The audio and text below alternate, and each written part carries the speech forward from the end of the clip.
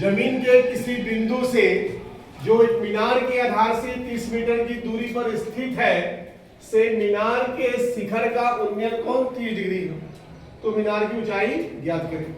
तो इस क्वेश्चन में कितनी ऊंचाई वाली वस्तु है? एक ही ऊंचाई वाली वस्तु है, केवल है मीनार।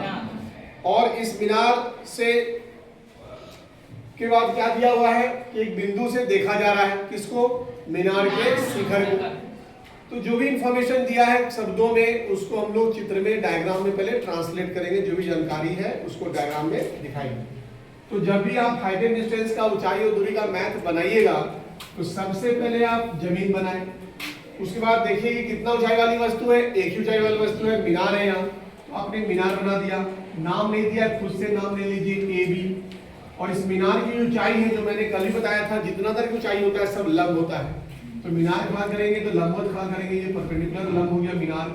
AB आपका क्या है? मीनार है कि नहीं? उसके बाद कहाँ क्या बोला जा रहा है कि एक बिंदु से, जमीन में एक बिंदु है ना, ये पूरी जमीन हो गई आपकी। जमीन में एक बिंदु है जो मीनार के आधार से, जो मीनार से कितना दूरी पर है? 30 मीटर की दूरी पर है। मीनार का आधार B हो गया, मीनार का शिखर A हो गया, मीनार का टॉप या शिखर A हो गया, आधार उसका B हो गया। तो आधार से 30 मीटर की दूरी पर एक बिंदु मान लेते हैं C लिए, और इस BC की लंबाई आपको दी गई है 30 मीटर है। और इस बिंदु से उन्नयन पर बोल रहा है, मतलब नीचे से ऊपर देखा जा रहा है। यानी बिंदु नीचे, जब बिंदु जो जमीन का बिंदु है C से, आप शिखर टॉप को देख रहे हैं, A को देख रहे हैं, है ना? तो नीचे से ऊपर देखते तो उन्नयन कोण कितना बन रहा है? यहाँ पे बोल रहा है 30 डिग्री बन रहा है। तो हमें मीनार, तो हमें इस क्वेश्चन में एक एंगल दिया हुआ है, तो एक ही समकोण त्रिभुज बना, नाम ABC। एक एंगल देगा, एक उन्नयन कोण देगा या एक अवनमन कोण देगा, तो समझ जाना एक ही समकोण त्रिभुज बनेगा जो बना आपके सामने। अब जो डायग्राम बना है इस चित्र में, अब हम चित्र से लिखेंगे इसमें हम, इसमें क्या क्या है, क्या क्या दिया हुआ है। मीनार, इसे बताना होगा कि मीनार की ऊंचाई किसे आपने माना है।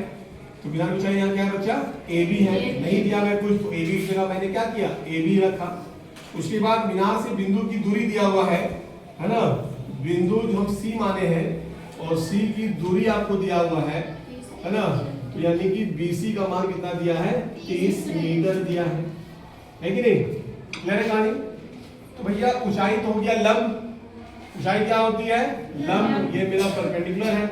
और दूरी क्या होती है? मेरा आधार B है। वो ये बताया था आपको कल, है ना, कि ऊंचाई और दूरी मतलब कि लंब और आधार की बात होगी। यहाँ पे आधार दिया हुआ है, लंब निकालना है। दूरी दिया मतलब क्या दिया हमको? आधार बेस दिया हुआ है। ऊंचाई निकालना मतलब हमको लंब निकालना है। तो कौन सा त्रिकोणमिति है जिसमें कि लंब और आधार आता है, परपेंडिकुलर बेस आता है? tan theta.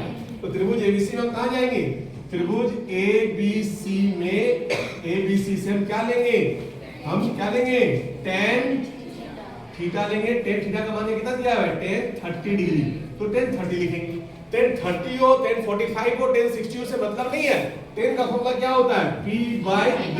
तो ट्रायंगल ABC में देखना, ट्रायंगल ABC में देखना कि लंब यहाँ कौन है? AB, आधार कौन है? Base BC। तो यहाँ क्या हो गया? AB/BC। अब क्या करेंगे? tan 30 का मान कितना होता है बच्चा? 1/√3। AB तो नहीं दिया मीनार की ऊंचाई, AB की जगह AB रहने देंगे, AB ही रहने देंगे। BC का मान दिया है 30 मीटर। अब क्रॉस गुना कर देंगे, है ना? 30 से गुना होगा 1, 30 बाई क्या हो गया? √3। ये हो गया AB। सही बात ना? अब क्या करेंगे? इसको रेशनलाइज कर देंगे। 30 √3 से आप रेशनलाइज कर दोगे, इक्वल क्या हो गया? AB। सही बात? तो भैया 30 √3 बाई क्या हो गया? √3 × √3 3 हो गया। ये AB निकल रहा है, तो AB का मान कितना आ गया? 3 से काटेंगे तो 30 कटेगा 10 बार में, तो 10 √3 मीटर। तो मीनार का हाइट कितना आ गया? 10 √3 मीटर आ गया।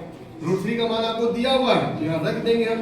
10 × 1.73 √3 का मान दिया था, तो आपने यहाँ रख दिया। 10 गुना 1.73 कितना आया? 17.3 metre. Therefore height of tower, है ना, मीनार की ऊंचाई कितना निकल गया? 17.3 metre. Is it clear? Yes sir. समझ आ गया? Yes sir. इस तरह से क्वेश्चंस को पढ़ना है क्वेश्चन जो बोलेगा उसको डायग्राम में दिखा देंगे। सही बात है।